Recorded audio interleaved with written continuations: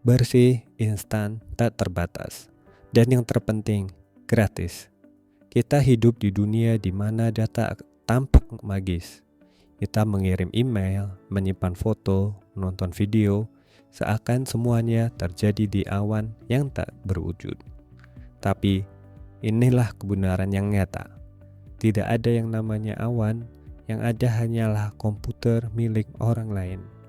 Awan itu adalah bangunan fisik bernama data center.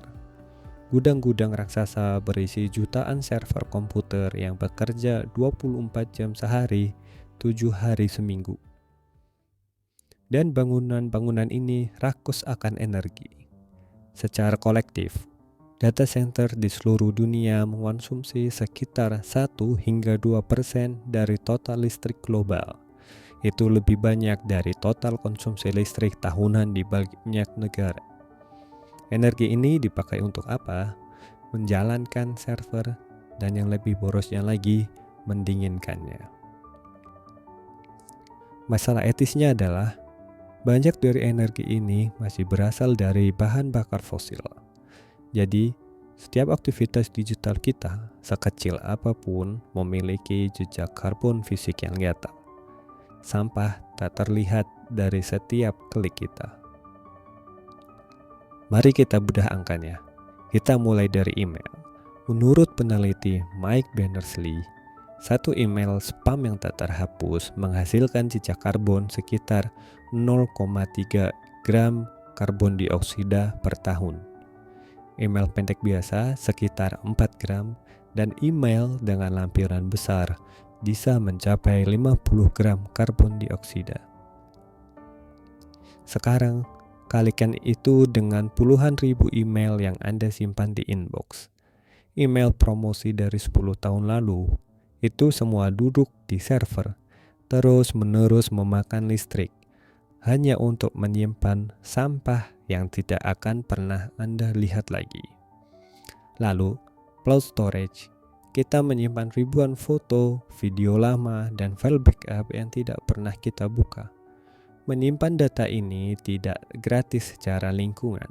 Server harus tetap menyala dan terhubung ke internet 24/7 hanya jika suatu saat kita membutuhkannya. Itu adalah konsumsi energi pasif yang konstan. Tapi dosa terbesar kita adalah ketika kita streaming video. Streaming video menyumbang bagian terbesar dari lalu lintas data internet global. Sebuah laporan di tahun 2019 dari The Shift Project memperkirakan bahwa streaming video online menghasilkan emisi karbon global setara dengan total emisi tahunan negara Spanyol. Kenapa begitu besar?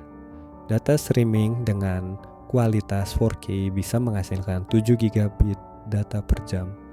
Ketika kita turunkan ke 720 pixel, kita hanya memakai sekitar 1-2 gigabit. Kita membakar energi ekstra besar untuk pixel yang bahkan tidak kita sadari di layar ponsel yang kecil.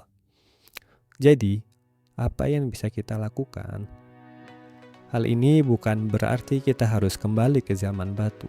Ini tentang menerapkan diet digital yang etis, menjadi sadar dan bertanggung jawab atas konsumsi kita, sama seperti kita sadar untuk mematikan lampu atau menghemat air.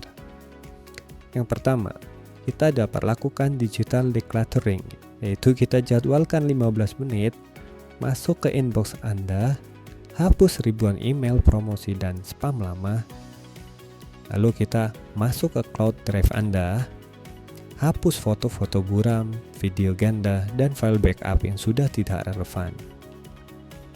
Lalu aksi kedua, kita bisa berhenti berlangganan di setiap newsletter yang tidak Anda baca. Gulir ke bawah dan klik tombol ajaib unsubscribe. Hal ini adalah cara yang paling etis untuk menghentikan sampah digital langsung dari sumbernya. Aksi yang ketiga, kita bisa streaming dengan bijak.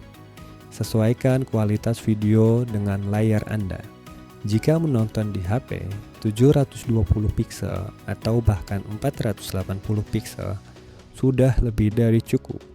Jika Anda hanya ingin mendengarkan musik atau podcast di YouTube, jangan putar videonya, cukup dengarkan audionya. Dan jika Anda akan menonton sesuatu berulang kali, maka unduh filenya. Etika digital lebih dari sekedar privacy dan hoax. Ini adalah tentang kesadaran bahwa setiap tindakan kita di dunia maya memiliki konsekuensi fisik di dunia nyata.